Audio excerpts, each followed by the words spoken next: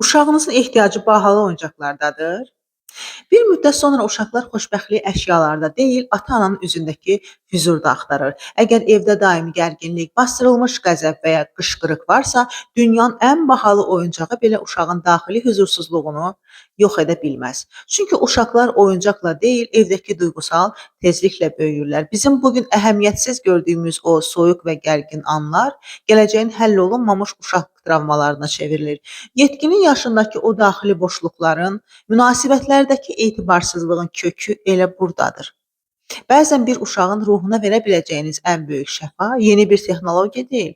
Şam yeməyində qarşısında gördüyü sakit bir ana və ata. Masadakı gerçək ünsiyyətdir.